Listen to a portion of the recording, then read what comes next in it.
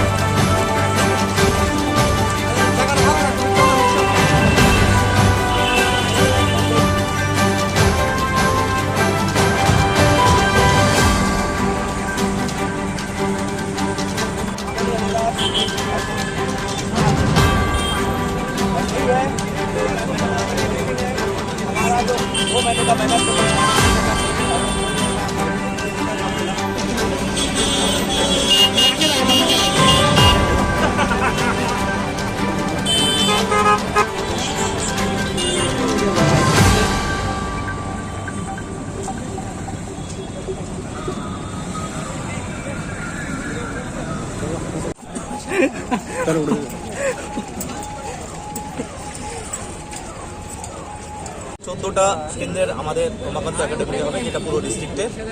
এর মধ্যে নিউ বিল্ডিংয়ে 5টে ভোটের গণনা কেন্দ্র আছে, ওল্ড বিল্ডিংয়ে 9টা কেন্দ্র আছে। ক্যান্ডিডেট অফিসিয়াল সব মেন গেট দিয়ে ঢুকবে। যে আমাদের যে শহরে যে 9টা বিধানসভা আছে, এটার কাউন্টিং এজেন্ট ঢুকবে পিছন যে স্পোর্টস অফিসের ওখানে একটা ছোটো গেট আছে, দুটো এন্ট্রি আছে। সব কটা ব্যারিকেড করা হয়েছে। ব্যারিকেডগুলো আপনাদের বুঝিয়ে দিই। টিভি অ্যাসোসিয়েশন থেকে অপরূপার দিকে যে রোডটা আছে, এখানে কংগ্রেস আইএনসি ইন্ডিয়ান ন্যাশনাল কংগ্রেসকে দেওয়া হয়েছে। টেরেসা নার্সিং হোম থেকে পুরোটা পিছন দিকটা টিআরটিসি হয়ে গেট সামনে পর্যন্ত ভারতীয় জনতা পার্টিকে দেওয়া হয়েছে। আপনাদের বীরেন্দ্র ক্লাব যে আছে, এএমসির যে পিছনে গেটটা আছে, ওখান থেকে নিয়ে প্যারাডাইজ হয়ে মেলার মাঠ লেফট ফ্রন্টকে দেওয়া হয়েছে। লেফট যা পার্টি আছে সবাই ওইদিকে থাকবে। শিক্ষা ভবন থেকে অবলা চৌকনির দিকে ত্রিপুরা মথা, টিএমসি আর ইন্ডিপেন্ডেন্টদের দেওয়া হয়েছে। তো একদম ইয়ারমার্ক আছে, ব্যারিকেড আছে, ব্যারিকেড কেউ ক্রস করবে না। এন্ট্রি পয়েন্ট টু উমাকান্ত দুটো থাকবে, একটা ফায়ার সার্ভিস চৌকি হয়ে একটা ড্রপ গেট হয়ে প্রপার ভেরিফিকেশনে ঢুকবে যারা অফিসিয়াল দাবি ক্যান্ডিডেট থাকবে। আর যে 5টা কাউন্টিং সেন্টার আছে, যেটা আমাদের এটা আছে। আর পিছন থেকে যেটা আছে, এটা অবলা চৌকি থেকে শিক্ষা ভবনের কাছে একটা ড্রপ গেট থাকবে। এখান থেকে বাকি 9 কেন্দ্রের যে কাউন্টিং এজেন্ট আছে, কাউন্টিং সেন্টারের ভিতরে সেন্ট্রাল ফোর্সেস থাকবে।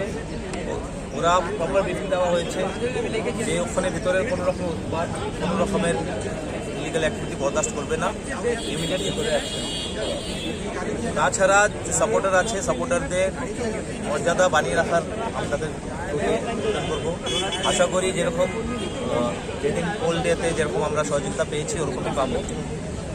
আর যদি আমরা দেখি কোনো রকমের কোনো এরকম অ্যাক্টিভিটি হচ্ছে যেটা শহরের আইন ব্যবস্থাকে এফেক্ট করতে পারে, আমরা ওখানে খুবই severe action, both on field as also on পেপারও কাগজও শক্ত হবে আর মাঠেও শক্ত ব্যবস্থা আছে।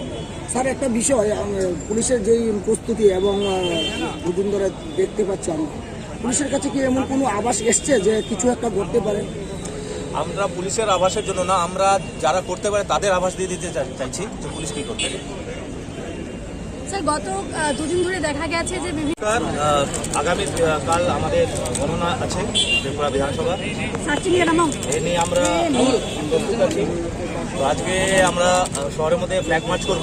ফ্ল্যাগ মার্চের মেন উদ্দেশ্য হচ্ছে যে যারাই সুস্থ মানুষ আছে তাদের সাবধান করা যে আমরা ত্রিপুরা পুলিশ এলং উইথ আমাদের সেন্ট্রাল ফোর্স আছে, আমরা প্রস্তুত যে কোনো চ্যালেঞ্জ যারা ছুটবে দুষ্কৃতী মানুষ এটা অ্যাকসেপ্ট করছি।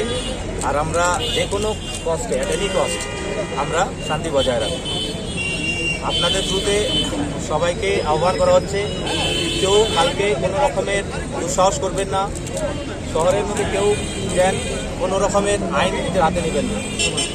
গ্রুপের মধ্যে বাইকে চলবেন না, বাইক পুরো সিজ করে নেওয়া হবে। যদি কেউ বাইকে যদি গ্রুপ করে যদি উৎপাত করার চেষ্টা করে, চেষ্টার আগেই বাইক সিজ করে রেখে দেওয়া হবে।